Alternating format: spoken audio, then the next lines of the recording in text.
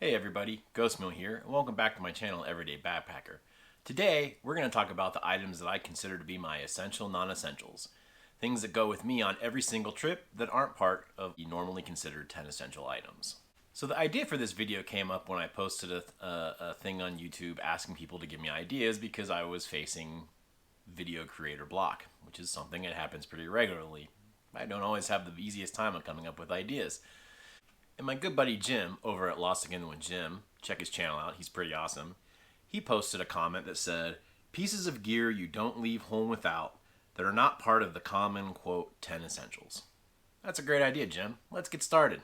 So in case you don't know, but you should, the 10 essentials are items that are listed common that are generally required to maintain a level of safety in the backcountry. For instance, the American Hiking Society's website lists them as appropriate footwear, map and compass, water, food, rain gear and fast drying layers, safety items which would include fire, whistle, and a headlamp, first aid kit, knife or multi-tool, sun protection, and shelter. These vary from place to place, but generally all cover the same general principles. So that still leaves a pretty broad spectrum of ideas of things I could share in this video. I decided to take it a little bit further and talk about items that don't normally get talked about in YouTube channels.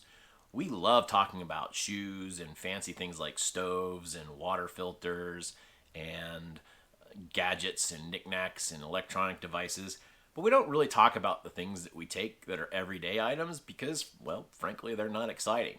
Now, although these items might not be very exciting, they're pretty essential and they go with me on every single trip I go on. So, I'm going to share them. It's time for them to have a little bit of the spotlight too. So let's get started. Alright, so we're going to start the list. I have my notes here. Sorry if you thought we memorized all this stuff, but frankly we don't. So the first item that I always take with me on every single trip is the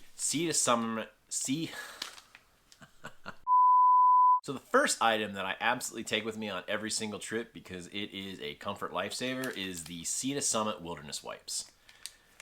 This is a pack of 12 and these wipes are amazing.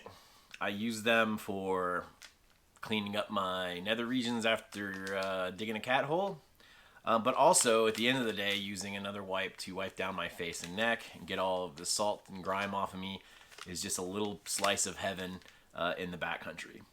And this little pack here of 12 wipes weighs in at 3.2 ounces. And you can pick up a 12 pack of these for Sea to Summit for $4.95, or you can jump up to the 24 pack for $9.95.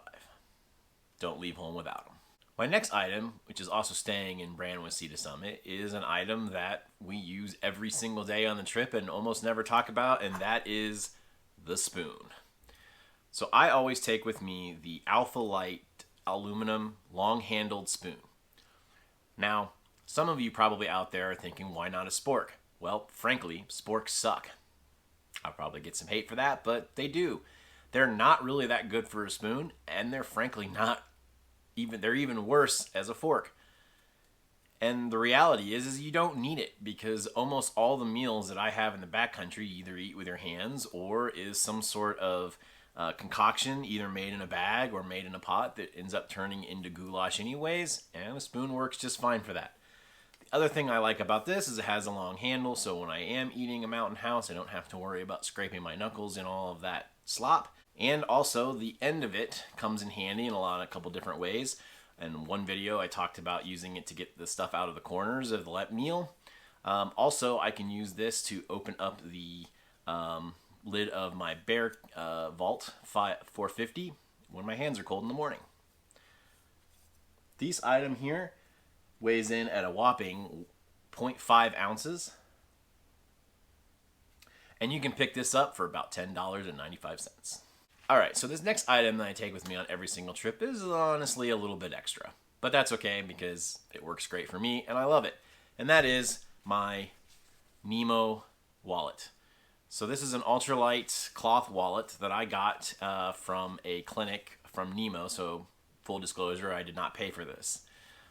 It was called the Ditto Wallet Slim, and it just simply opens up like that. And there are two sides, perfect for putting my identification in one side, debit card in the other side, and maybe a little bit of extra paper money if needed.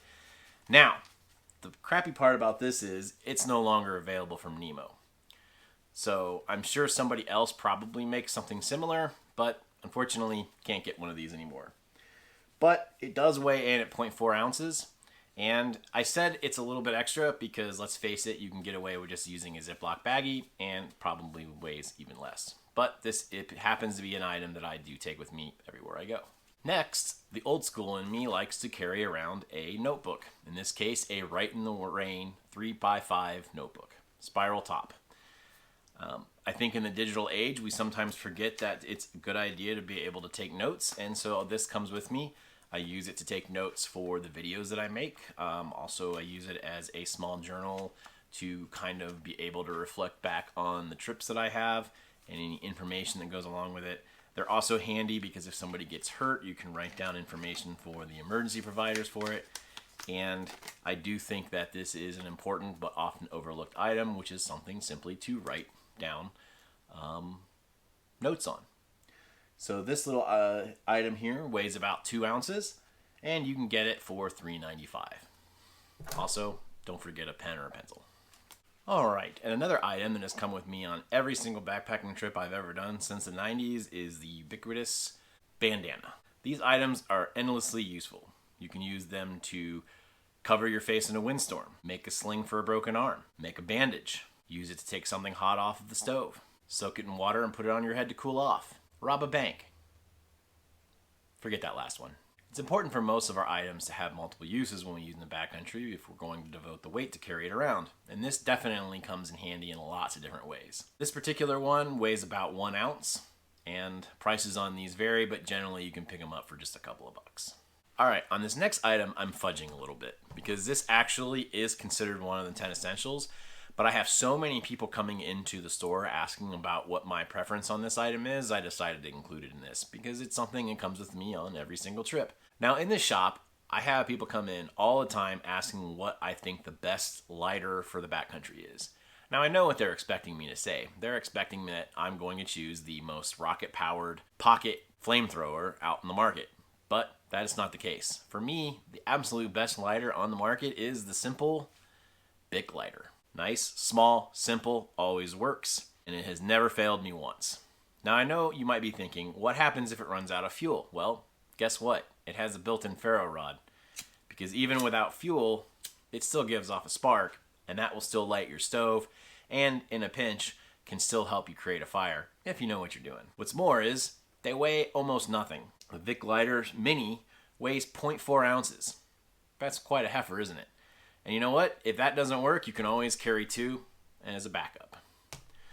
And also, I do sometimes carry a backup box of matches, but generally this has never failed me in the backcountry, and so it comes with me on every single trip. One thing I will say about this though, if it gets wet, it is really hard for it to strike, so I do recommend keeping it someplace dry. It'll just make your life a little easier, and it will work almost every time. And last, but definitely not least, is my Sea to Summit X-Mug.